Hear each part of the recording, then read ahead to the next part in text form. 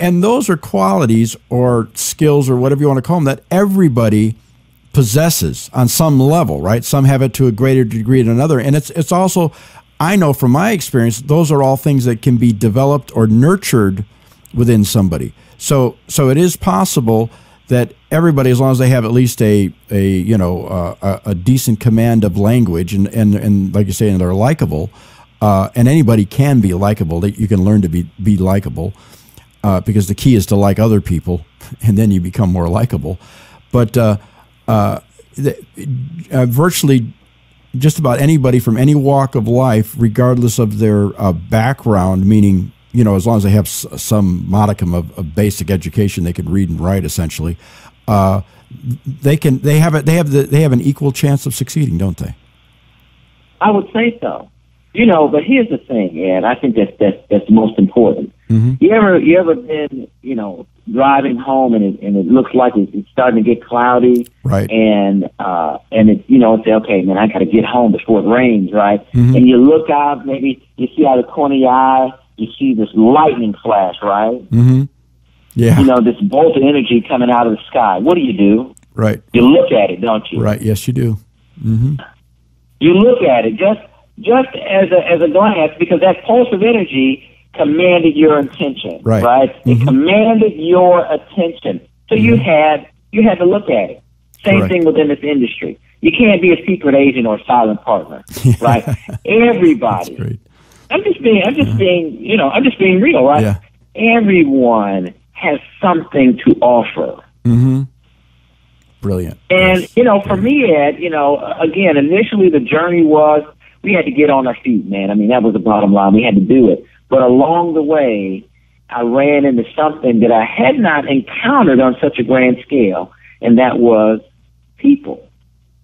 Yeah. Their dreams, their desires. We talk about their families, and we talk about, their, what's going on with the kids, and, what they used to do, and their hobbies. I mean, it's a network of people getting together for this common goal, right? Right. And it's just amazing. But I would say, Ed, that if you come in, right, and I don't care if your light is small, right? If you got just a little glow, right, and you wanted to grow into a flame, and you wanted to get huge, man, and just be as bright as the sun. I think that we can make that happen for you. Wow. You got to be a willing participant in your own success. Yes. That's mandatory. Yeah. And the other interesting thing that I hear and I could feel when you talk about this, it really is, you're doing something that I think comes naturally to us, and that's just wanting to connect with people and create relationships with people. We all want to do that naturally. A lot of times we're afraid of that. A lot of times we're afraid of rejection or we're fearful of what, like we're not good enough or these kinds of things. But it's still, at the end of the day, it's our natural desire, to want to have relationships with people, to want to connect with people, to want to have friendships, loving family relationships, whatever it is. We're all looking for that. And it sounds like that this is really integral in the overall success of this. Absolutely, Ed. All the thousands of people that are in our organization, I've not run into one. I have not run into one that said, you know what, hey, Jay, I don't want to be successful. I don't want anything out of life. I don't want to be around positive people, right? Right. Yeah. That it just doesn't happen. Yeah. People are attracted to that energy, right? Here's an example.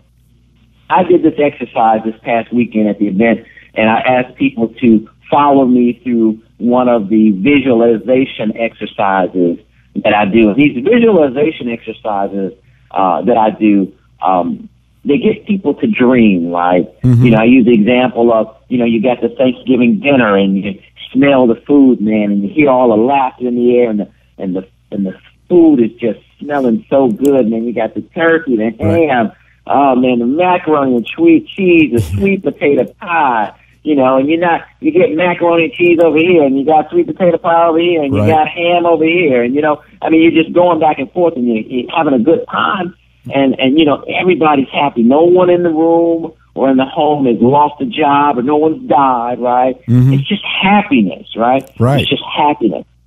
And then you hear this knock on the door, right? Mm-hmm. You know, and at first it's kind of like, well, there's a knock on the door. You hear it again, boom, boom, boom, boom, right? This knock on the door, man. Yeah. And he says, hey, you going to get that, man? I know you get it, right? Mm-hmm. And as you walk toward that door, right, you start to hear a voice. And you get closer, and you get closer, and closer. And as you open that door, you realize that you could have anybody that you want, anybody, on the other side of that door. And then I asked them, who is it?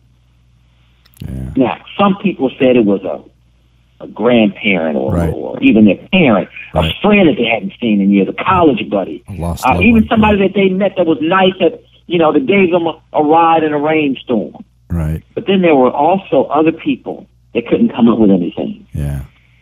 There were people that said things like opportunity or success. Mm-hmm. But in the exercise, I say, who was it? Right, not what See, is here's it. Yeah. what yeah. Exactly. And I'm not faulting them by any means. I'm not pointing any fingers, but here's what I'm getting at. Our society, through all of the negative energy, the negative reprogramming, all of the dirt and the disappointments and all of the false promises and the lack of support, has killed a lot of dreams for people. It's gotten to the point where even if they would think of someone that meant so much to their life, they couldn't even think of them for fear that it wouldn't be the right person on the other side of the door. Yeah. You understand what I'm getting at? Yes. Wow.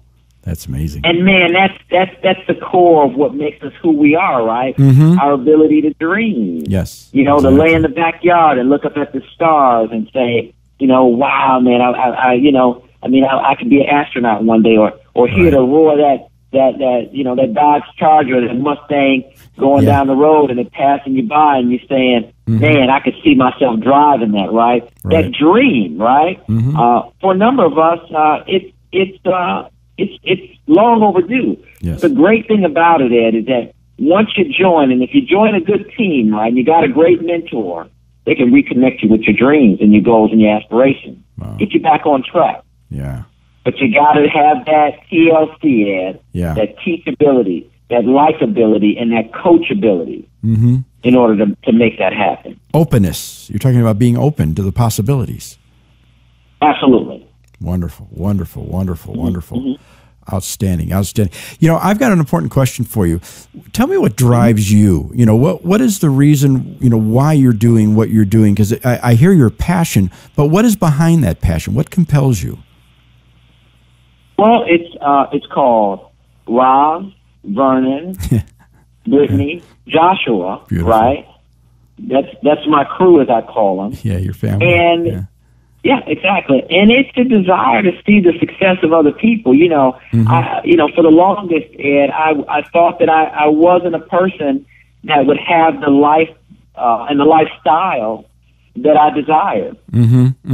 It's not that anybody drilled that into my head. That was just a collective perceptiveness that I had picked up from being around a variety of different people. Right. I felt as though that, man, excuse me, I'm going to be at the bottom of the barrel, right? I'm going to be, I'm not going to be the guy that lives in a nice home or gets the nice car, right? I'm not going to be that guy. I may make a little money, but as far as, living out my dream, that's not me. And I tell you, man, I was able to reconnect. And I just mentioned, too, my wife has been a huge part of that, very, very strong and supportive entity within my life. But the catalyst with those other leaders, right, that I encountered, that I mentioned earlier, they were the ones that really, I'm kind of like this, these building blocks, right? Right. And, every step of the way, someone gives me another block, man. And so, and unwillingly, I mean, the great thing about our industry is you get around all these great people, right? And they don't charge you to mentor you. Wow. It's like you're part of the club, right? Yeah. You get involved and they have. I mean, I know that's how we operate, right? We want to make sure that people get the things that they need, right? So, I mean, we actively give out our cell phones. I mean, email address. They text me, call me, right? And so that's what drives me. I want to see people win. Wow. What fantastic thing. So let me ask you this question then. What do you see for the future, right, with the shift and what's happening here, and for the person that, that doesn't have a job right now? What is it? What do you see the future, what's going to be happening here in the near future? Well, that's kind of a two-part answer. I see an awakening of people, right, that have this disbelief, right, that they don't have the money. Or I can't do that, right? Or that's not for me. Fear-based, yeah. And then, right. And then the graduation into I can do this. Money's not an issue, and this is for me. But as people really come to the realization, right, they step out on the porch and they realize that, you know what? The job market's not coming back. This awakening, and as they see people, make these leaps and bounds within the network marketing industry and direct sales industry, they'll wake up. They'll come to us in droves. So I see the future, really, and this is, been in every major publication and every major news source, that our industry is really the new horizon for success and wealth in America and the world, because it's a global business. Right, right.